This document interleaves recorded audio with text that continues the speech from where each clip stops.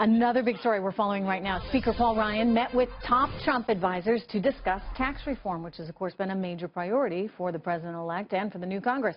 Mr. Trump wants to reduce the number of tax brackets from 7 to 3. The highest bracket would then be 33%, which is below the current nearly 40% right now. Also discussed at the meeting, taxing imports.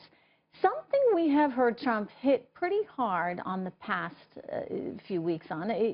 He's threatening, upwards of a 35% tariff potentially on goods that are made overseas coming into the United States of America.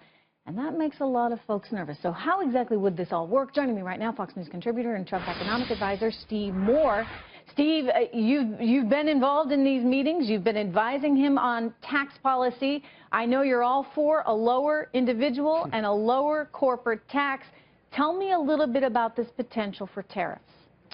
Well, it's by the way, I was not in the meeting last night, just to set the record straight, but I was involved at the very early stages of helping put together the Trump tax plan. Mm-hmm. And as you know, the heart of it is to get those rates down lower. But this issue called border adjustability, Trish, that's been bubbling now for 2 or 3 months, and now it's simmering. And, you had a little bit of an argument last night between some of the Trump representatives and what Chairman Brady, the House Ways and Means Committee, wanted to do, and Paul Ryan. And so just to make this very clear to people, so right now, in my opinion, we have about the dumbest way we tax in the world. Trish, what we do in the United States is we tax what we produce and export, but we don't tax what is imported. And most of the countries do just the opposite. And so this issue of border adjustability, what it would do, Trish, is change the way we tax. So when we produce something in the United States and send it abroad, it would not be taxed. But when something is brought into the United States and consumed here, it would be taxed. And that's what set up this firestorm on opposition. What's wrong with that, right? In other words, if everybody else around the world is taxing our goods as they come in, it doesn't seem like we have a very level or fair playing field. Well said, and this is exactly the way I feel. Now, again, I'm not talking for the incoming Trump administration here. I'm talking, as a private economist. I believe the right way to do it is to tax, what we're importing, not what we're producing here and exporting. And you said it well, Trish. This is what every other country does. Okay, so just to break it down, because import, export. It reminds me of that Seinfeld episode, right, with George Costanza, his import-export business. It can get a little complicated. So, in other words, if China's making something overseas and they want to send it here to the United States of America, the idea is we don't tax it right now. Right. By the way, they tax us if we send something over there. That's so exactly the thinking is we'd be looking at a tax on that import coming into the United States of America from China. But if we made something here, we wouldn't tax it. We wouldn't tax that corporation for the goods and the profits that they made here, just so I understand you. Well, there would not be exactly if it's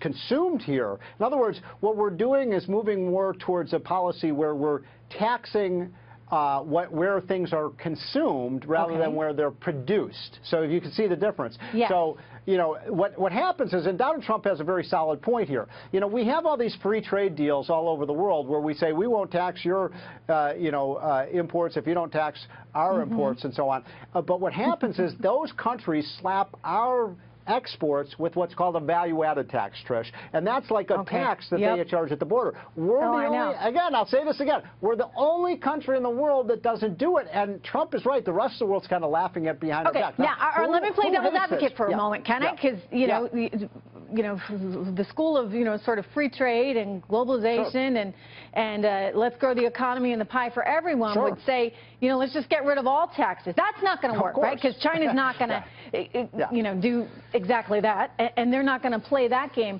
But in other words, what you're talking about is trying to give us a little bit more of an edge, a little bit more of an advantage in an economy that is becoming increasingly global. How do you, at the same time, devil's advocate, make sure that you don't slow down trade, that you don't hurt what we're doing?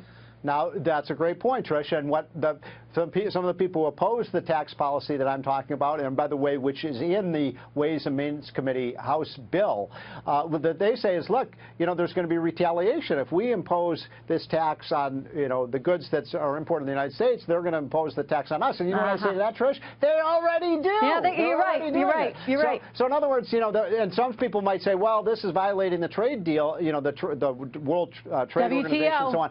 But it does actually. There's some controversy here. There's some controversy about whether it does or doesn't. As a wannabe economist, I appreciate this stuff, and I love your enthusiasm for it. Yeah. And it's fascinating to see all these changes that could potentially happen that will have real consequences, hopefully good ones, for the United States economy. Thank you so much, Steve Moore. Always good to see you, sir. Thank you, Trish. All right, I hope President. we brought some light.